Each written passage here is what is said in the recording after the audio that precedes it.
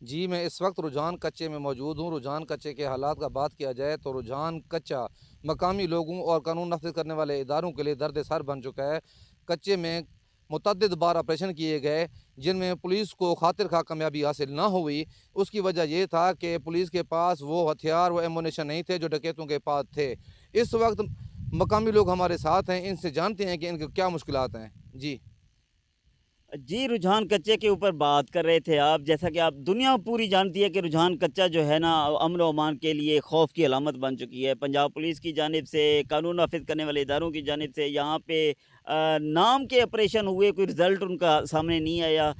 پہلے تو صرف چھوٹو گینگ تھا، چھوٹو گینگ کو گرفتار کرنے کے بعد اس کے جو بقایا جات ہیں انہوں نے پورے علاقے کے ناک میں دم کر رکھا ہے۔ خوف کی ایک فضا قائم ہے یہاں پہ، نہ صرف قانون نافذ کرنے والے اداروں کے لیے بلکہ پورے اہل علاقہ جو ہے نا ان مٹھی بھر ڈاکوؤں سے تنگ ہے۔ مٹھی بھر ڈاکوؤں نے علاقے کا جو ہے نا ماحول خراب کر کے رکھا ہے۔ حکومت پاکستان سے ہم استدعا کرتے ہیں، اپیل کرتے ہیں کہ ان کا جو ہے نا پرماننٹ علاج کیا جائے۔ یہاں پہ ایک بہت بڑا گرینڈ آپریشن کی ضرورت ہے تاکہ یہ جو قانون کی رٹ کو چیلنج کرنے والے یہ جو لوگ ہیں، جو مٹھی بھر ڈاکو ہیں، ان کا جو ہے نا مکمل طور پہ کلا کما کیا جا سکے۔ جی جیسا کہ مقامی لوگوں کا کہنا تھا کہ ان کے خلاف کوئی گرینڈ آپریشن کیا جائے۔